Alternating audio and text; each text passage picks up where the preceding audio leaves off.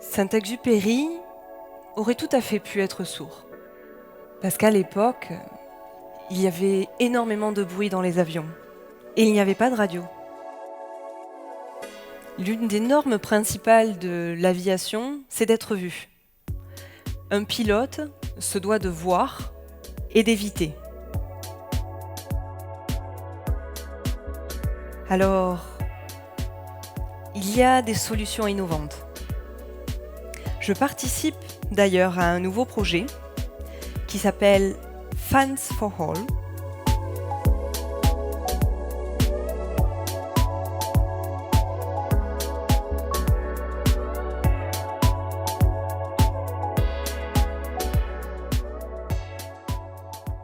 Le projet Fans for All a pour ambition de développer un dispositif de communication permettant à des pilotes sourds, mais aussi à des pilotes ayant des difficultés d'élocution ou en perte d'audition, de pouvoir échanger avec les contrôleurs au sol dans des espaces aériens contrôlés où la réglementation impose l'utilisation de la radio. Il s'agit donc de réfléchir à un dispositif de communication qui utilise d'autres canaux perceptifs que le son. Pour la réalisation de ce projet, l'association Fans for All s'est entourée d'acteurs institutionnels, scientifiques et industriels, de manière à ancrer le programme de recherche et développement dans une démarche pluridisciplinaire qui intègre les défis socio-techniques, réglementaires, médicaux et sécuritaires que soulève un tel projet. Pour répondre à un élargissement des demandes de ces pilotes sourds, les nouvelles technologies, en particulier les nouvelles communications numériques, permettent d'envisager dans l'avenir qu'on puisse travailler, faire un protocole expérimental qui nous permettrait d'évaluer les possibilités de sécurité d'abord, de ces pilotes et de communication avec les tours, et leur permettre de voler sur des zones qui sont réglementées actuellement, ou plutôt qui sont avec la radio obligatoire.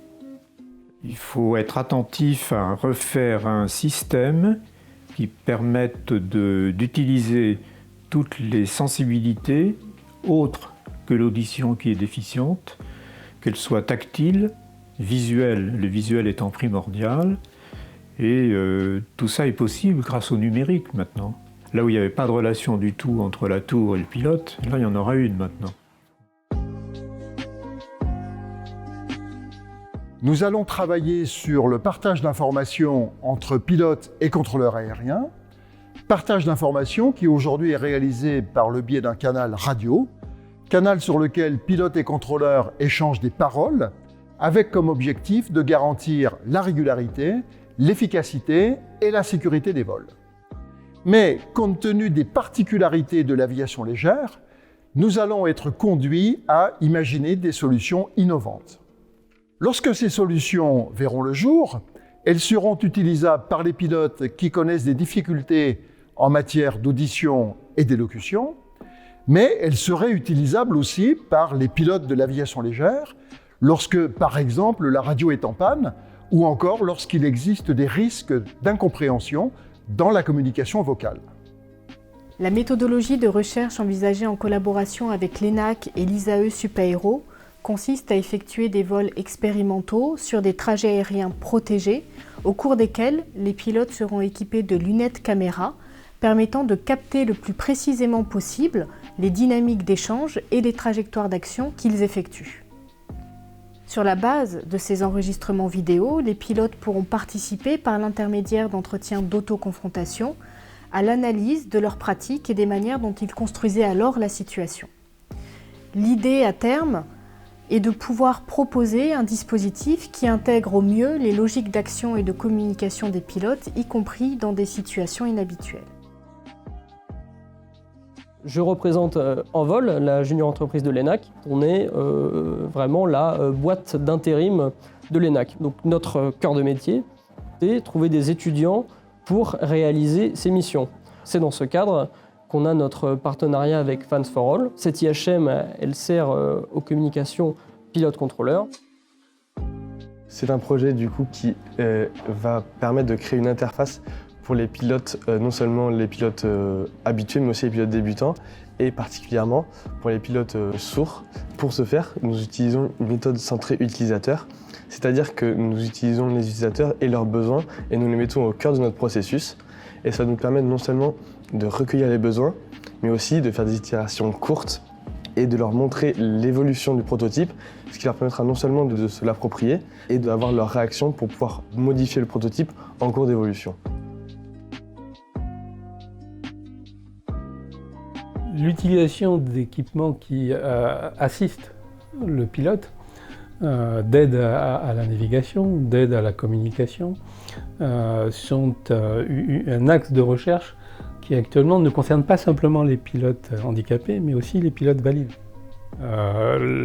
Même un pilote valide peut être dans une situation où, de stress ou de charge de travail qui l'amène à avoir un handicap de compréhension. Et donc tout dispositif qui permet d'aider le pilote permettra effectivement d'améliorer la sécurité. Les objectifs qui sont d'aider le pilote, de l'assister, pour qu'il ait une meilleure information, que cette information passe par l'ensemble des canaux sensoriels. Cette logique, cette stratégie, elle concerne tous les pilotes. Et bien sûr, les pilotes malentendants peuvent en profiter, ils pourront en profiter. Mais c'est vraiment une logique qui doit s'intégrer dans une réflexion globale. Et toutes les difficultés que nous avons, ce n'est pas des difficultés technologiques, elles existent bien sûr, mais les grosses contraintes que nous avons sont des contraintes réglementaires.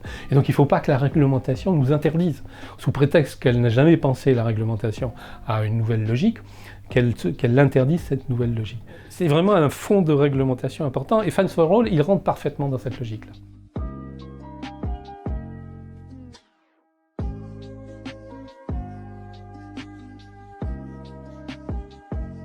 C'est très bien de voir une autre expérimentation qui portera sur les pilotes malentendants profonds. C'est surtout cela qui nous intéresse dans un premier temps. Ce projet porte une valeur sociétale et nous espérons avoir des retombées favorables, y compris dans le milieu professionnel, pour les personnes en situation de handicap.